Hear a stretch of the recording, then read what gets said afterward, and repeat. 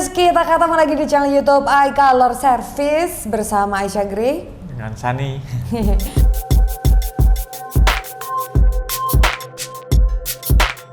Kalau biasanya kita kan udah pernah bikin juga nih video penggantian LCD, terus juga ya spotter-spotter LCD gitu ya.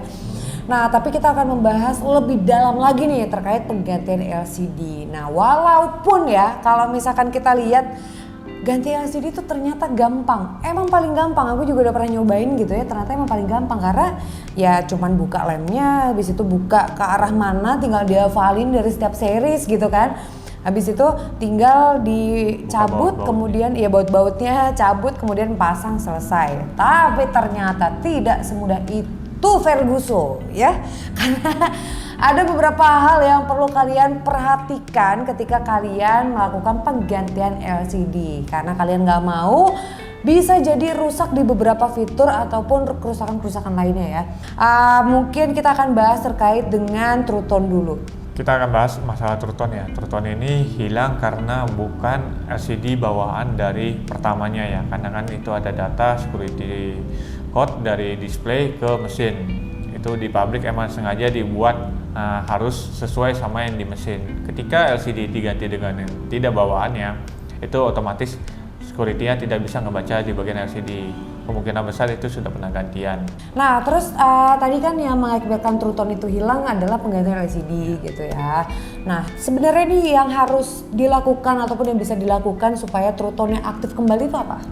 Ada beberapa faktor yang bisa kita kembali True Tone-nya, ada juga yang tidak bisa. Karena ada komponen yang hanya ada di satu komponen itu tidak bisa diganti komponennya. Contohnya ada sensor True Tone atau IC True Tone-nya itu di bagian cahaya.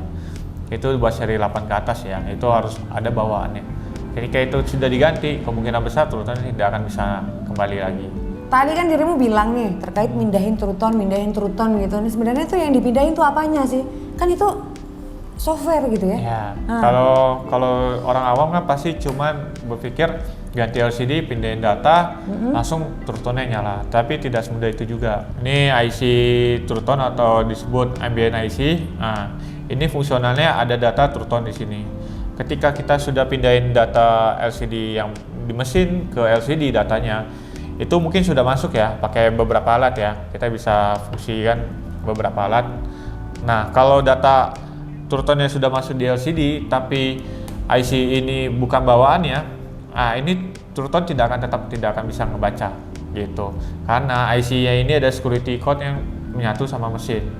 Ini di seri X ke atas dia gabung di flexible speaker. Tapi buat di seri SE8, 8 Plus itu adanya di kamera depan. Gitu. Kalau misalkan kita pembongkarannya asal-asalan dan ini menyebabkan putus, IC True Tone ini harus dipindahin ke fleksibel yang baru. Kalau misalkan di seri 8 kamera depannya rusak, mau nggak mau kalau True Tone tetap harus ada, IC-nya harus dipindahin juga, tetap harus dipindahin gitu. Berarti kalau kita ganti LCD seri 10 ke atas, itu berarti kita harus ganti speaker juga? Atau bisa dipindahin si IC True Tone-nya doang?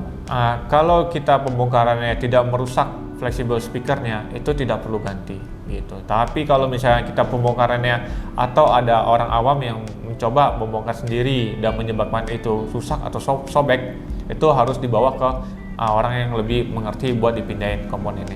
Nah, kalau misalkan line up 11 ke atas gimana nih?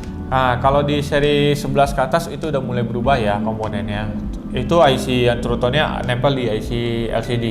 Jadi mau nggak mau seri 11 itu harus dipindahin IC ini ya, IC LCD biar menghilangkan juga pesan notif yang ada genuine part-nya. Jadi seakan-akan IC LCD itu udah pernah ganti.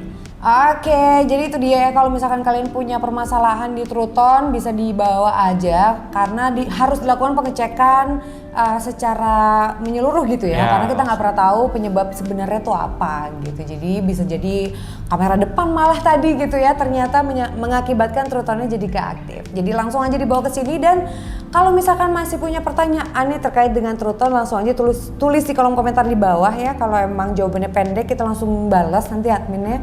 Tapi kalau jawabannya ternyata panjang, nanti kita bikin video lagi. Dan jangan lupa subscribe untuk yang belum subscribe, dan jangan lupa juga ada lonceng di situ, gambar lonceng. Kalian langsung klik aja supaya notifikasinya masuk ke kalian untuk berikutnya, hal-hal berikutnya yang harus kalian perhatikan ketika melakukan penggantian LCD. Sekian dulu video kali ini, sampai ketemu lagi. Thank you for watching. Bye followers.